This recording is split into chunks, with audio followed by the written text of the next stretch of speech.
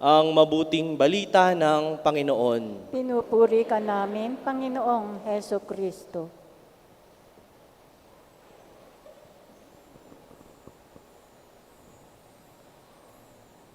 Sa mga parokyano po ng Our Lady of Mount Carmel Parish at mga deboto at debota ng mahal na Birheng Maria na ng bundok ng Carmelo, magandang gabi po sa inyong lahat. Magandang gabi po naman. Ako po ay sabihin na nating nagbabalik sa aking mother parish. Noong taong 1998, kami po sa Kaipumbo ay humiwalay bilang maging isang kwasay at ngayon ay parokya na. Kaya po, maganda rin itong pagkakataon upang magpasalamat sa mahal na Birheng Maria na patuloy na gumagabay, kumakalinga sa kanyang bayan. Mga kapatid, mayroon akong itatanong sa inyo na maging magandang panimula ng ating pagninilay. At maganda itong sagutin ninyo sa inyong kalooban upang maging panimula ng ating pakikipagniig, pakikipag-usap sa Diyos. Ang tanong ay, ano ang maiaalay ko sa Diyos? O mas magandang tanong, mayroon ba akong maiaalay sa Diyos? Mga kapatid, kahapon napakinggan natin sa mabuting balita kung papaanong pinangalanan ng Panginoon ang kanyang magiging mga alagad. At ngayon sa mabuting balita, sila'y hinahayo, sila'y isinusugo upang sila ay magpagaling ng mga ketongin, bumuhay ng mga patay, magpalayas ng mga demonyo, at magpalaganap ng mabuting balita. Sa makatuwid mga kapatid, sila'y mayroon, kaya sila humayo. Yan ang magandang tanong sa atin mga kapatid. Sa atin bang pananatili sa simbahan, ano na ba ang naidulot nito sa atin? Sa ating pagsisimba sa araw-araw, sa ating paghahanda sa kapistahan ng mahal na Birhen ng bundok ng Carmelo, ano na ba yung binago nito sa ating buhay? Ano na ba ang binago nito sa ating puso't kalooban? Kasi kapag nakita natin na may binabago ang Diyos sa pamamagitan ng mahal na Birheng Maria, matututo tayong mag-alay sa Panginoon, matututo tayong magbigay para sa kanyang bayan. Mga kapatid, nakapakinggan natin doon sa unang pagbasa kung papaanong ang mga Israelitay pinaalalahanan ng Panginoon. At ang paalala ng Panginoon, ang kanyang makaamang pagkalinga, ngunit may pusong isang ina. Napakinggan natin kung papaanong sinasabi ng Diyos sa bayang Israel, kung papaanong kanya itong lilingapin, kanya itong gagabayan kahit na sila ay patuloy na nadadapa sa kasalanan, patuloy na sumasamba sa mga Diyos-Diyosan. Ganyan magmahal ang Diyos. Kahit patuloy tayong nagkakamali, patuloy tayong nagkakasala, nandyan pa rin ang pagpapala ng Diyos upang ipaalala sa atin na mayroon akong ibibigay sa iyo na pag-ibig.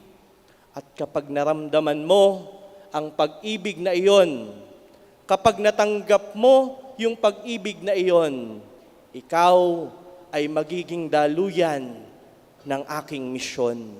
Ikaw ay magpapalaganap. Ikaw ay magpapahayag ng mabuting balita.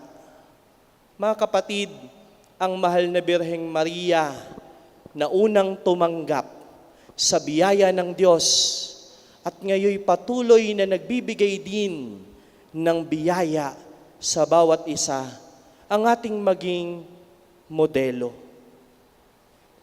Tinatanong ko po kanina kung ilang taon na ba ang mahal na Birheng Maria dito sa barangay ng Pulong Buhangin.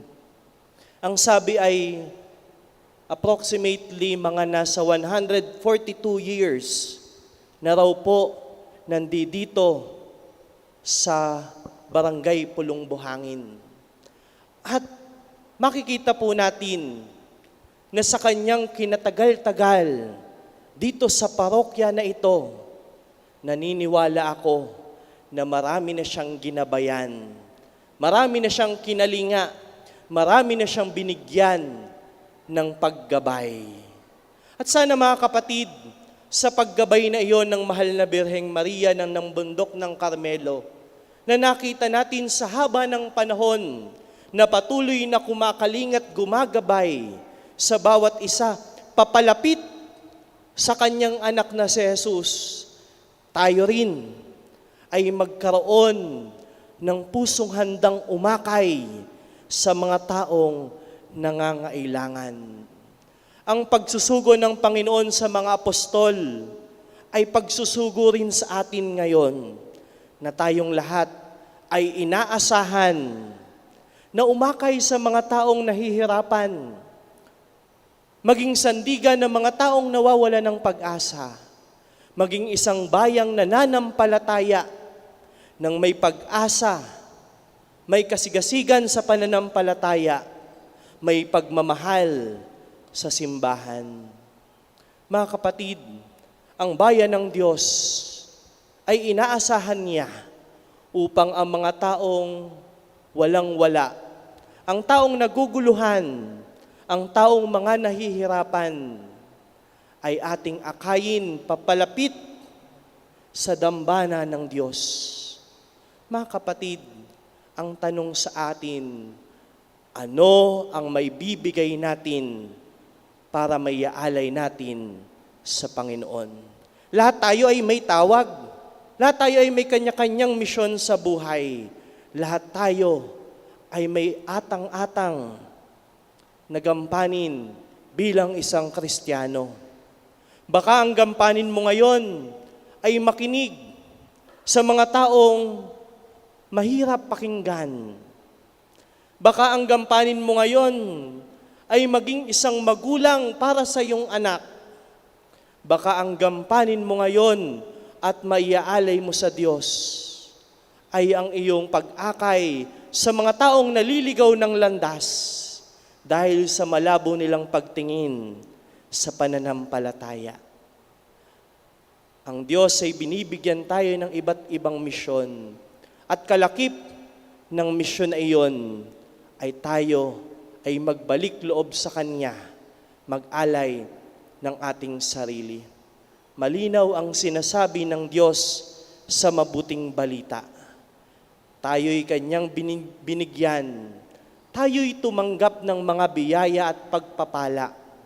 Tayo rin nawa ngayon ay magbigay ng walang bayad.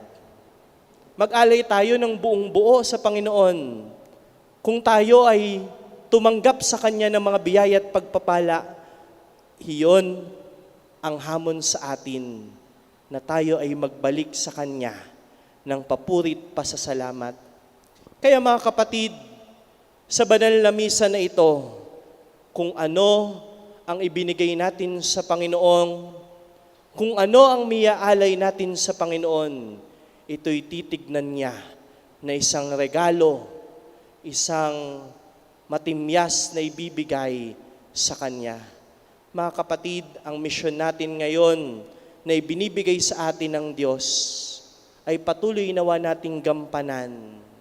Katulad ng misyon na ibinigay sa mga apostol, tayo rin nawa ay magpahayag, tayo rin nawa ay magpalaganap ng mabuting balita sa tanan.